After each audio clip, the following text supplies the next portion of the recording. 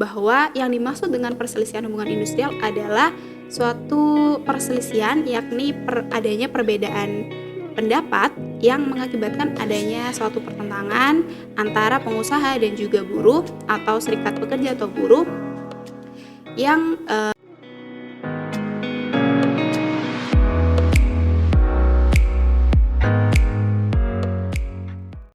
Halo teman-teman, kembali lagi di Smart Podcast. Di episode podcast hari ini kita akan membahas nih terkait dengan topik perselisihan hubungan industrial. Nah, di samping kita sudah ada narasumber, ada Kak Vika Chandra dari PD Law Firm yang akan membahas topik kita hari ini. Sebelumnya kita sapa dulu yuk. Halo Kak Vika, gimana Kak kabarnya? Sebelumnya saya ucapkan terima kasih loh Kak karena sudah menyempatkan waktunya untuk hadir di podcast hari ini. Ya, baik Kak Novita, saya juga mengucapkan terima kasih banyak sebelumnya karena sudah diberikan kesempatan kembali untuk bisa sharing-sharing bersama Kak Novita dan juga dengan teman-teman. Kabar saya baik Kak, gimana Kak Novita sendiri? Baik juga. Nah Kak, terkait dengan topik kita hari ini Kak adalah perselisihan hubungan industrial. Nah, bisa dijelaskan terlebih dahulu nggak sih Kak apa pengertian dari perselisihan hubungan industrial itu sendiri? Oke Kak Novita, jadi sebenarnya kalau kita ketahui dari kata perselisihan hubungan industrial, sebenarnya kita bisa mengetahui bahwa jenis perselisihan ini itu melibatkan antara pengusaha dan juga pekerja atau buruh. Nah, kemudian untuk definisi lebih jelasnya sebenarnya sudah diatur dalam pasal 1 angka 1 Undang-Undang Nomor 2 Tahun 2004 tentang PHI, bahwa yang dimaksud dengan perselisihan hubungan industrial adalah suatu perselisihan, yakni adanya perbedaan pendapat yang mengakibatkan adanya suatu pertentangan antara pengusaha dan juga buruh atau serikat pekerja atau buruh yang timbul akibat adanya perselisihan hak, perselisihan kepentingan, perselisihan PHK dan juga perselisihan antar pekerja atau antar serikat pekerja atau serikat buruh dalam satu perusahaan. Jadi seperti itu Kak. Oke Kak, jadi dapat disimpulkan kalau perselisihan hubungan industrial itu perselisihan antara pengusaha dengan pekerja atau buruh ya Kak. Ya. Nah Kak, di akhir tadi kan Kak Vika juga menyebutkan beberapa jenis-jenis perselisihan dalam PHI. Nah, bisa nggak sih Kak dijelasin dan gimana sih Kak contohnya? Oke. Jadi sebenarnya memang terdapat beberapa jenis perselisihan hubungan industrial di mana diatur dalam pasal 2 Undang-Undang PHI. Nah, untuk jenis-jenis perselisihan hubungan industrial sendiri itu penting untuk kita ketahui karena melalui itu kita nantinya bisa tahu upaya hukum apa yang bisa kita lakukan apabila memang terjadi perselisihan. Nah, seperti yang saya jelaskan tadi, untuk dasar hukumnya itu diatur dalam pasal 2 Undang-Undang PHI yang mana terdapat 4. Pertama, perselisihan hak, perselisihan kepentingan, perselisihan PHK dan juga perselisihan antar serikat pekerja atau serikat buruh dalam satu perusahaan. Nah, untuk perselisihan hak ini terkait tidak dipenuhinya hak akibat adanya perbedaan pendapat yang terjadi antara pekerja atau buruh. Kemudian untuk contohnya sendiri itu seperti gampangannya seperti upah Kak. Misalkan dalam perjanjian kerja ternyata upah yang ditentukan oleh pengusaha dan juga upah yang diinginkan oleh pekerja itu tidak sesuai, maka ini jenisnya dalam perselisihan hak. Nah, kemudian untuk perselisihan kepentingan ini terkait adanya perbedaan kepentingan terkait penafsiran atau penetapan syarat-syarat kerja, kemudian dalam menentukan perjanjian bersama atau peraturan perusahaan. Dan yang ketiga itu ada perselisihan PHK, sedangkan untuk perselisihan PHK sendiri ini bisa kita ketahui ya bahwa itu terkait pemutusan hubungan kerja. Jadi apabila ternyata buruh ini tidak menganggap bahwa dirinya tidak seharusnya tidak dipecat. Nah, itu bisa dilakukan upaya hukum oleh pihak karyawan tersebut ke PHI seperti itu. Kemudian untuk perselisihan antar serikat pekerja atau serikat buruh dalam satu perusahaan ini terjadi akibat adanya perbedaan seperti terkait keanggotaan, kemudian dalam menentukan misalkan peraturan dalam serikat buruh tersebut, seperti itu Kak. Oke Kak, jadi dalam PHI itu ada 4 jenis kategori perselisihan hubungan industrial ya Kak.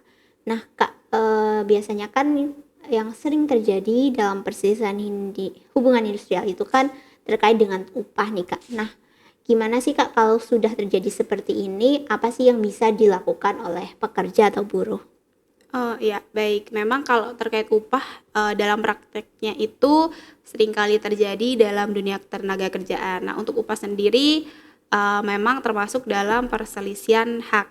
Nah, penting untuk kita ketahui Kak bahwa, si sengketa PHI ini itu masuk dalam sengketa perdata khusus. Jadi apabila memang ada pihak yang merasa haknya dilanggar, maka dia bisa mengajukan gugatan ke pengadilan. Namun untuk PHI sendiri itu dalam aturannya terdapat tahapan-tahapan yang harus dilalui oleh para pihak apabila memang ingin mengajukan gugatan. Nah, untuk tahapan tersebut itu bisa kita sebut sebagai suatu tahapan atau upaya hukum secara non litigasi, di mana yang pertama ini ada tahap perundingan bipartit. Nah, perundingan bipartit ini dilakukan yakni antara pengusaha dan juga pekerja untuk melakukan perundingan terkait bagaimana sih penyelesaian terhadap perselisihan yang terjadi secara musyawarah. Nah, apabila nanti dalam perundingan tersebut ternyata para pihak tidak sepakat, maka para pihak dapat melakukan perundingan yakni tripartit. Untuk tripartit sendiri ini sebenarnya sama seperti bipartit, yakni perundingan secara musyawarah, hanya saja di sini ada pihak ketiga sebagai pihak fasilitator. Dan yang paling penting adalah untuk tripartit ini salah satu pihak itu harus mengajukan ke Dinas Ketenagakerjaan bahwasanya kita menginginkan bantuan dalam menyelesaikan perselisihan PHI yang sedang terjadi. Nah, nantinya di Snaker ini akan memberikan fasilitas, yakni akan menawarkan upaya hukum melalui mediasi, melalui konsiliasi, kemudian ada juga arbitrase, seperti itu Kak. Oke Kak, jadi tahapan sebelum melakukan gugatan sebagaimana yang telah Kak Vika sampaikan tadi itu wajib ya Kak? Ya betul Kak, jadi untuk PHI ini sebenarnya upayanya tuh harus bertahap atau sesuai dengan urutan yang diatur dalam undang-undang. Seperti tadi untuk tripartit, kalau para pihaknya ingin mengajukan perundingan tripartit tadi, maka kita wajib melampirkan perundingan bipartit. Hal ini sebagaimana yang diatur dalam pasal 4 ayat 1 Undang-Undang PHI.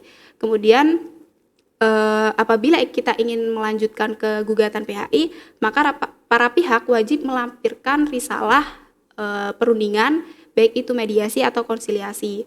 Nah, hal ini diatur dalam pasal 100, diatur dalam pasal 83 ayat 1 Undang-Undang PHI, bahwasanya apabila gugatan PHI diajukan tanpa melampirkan risalah konsiliasi atau mediasi, maka hakim wajib mengembalikan gugatan tersebut kepada penggugat, seperti itu Kak.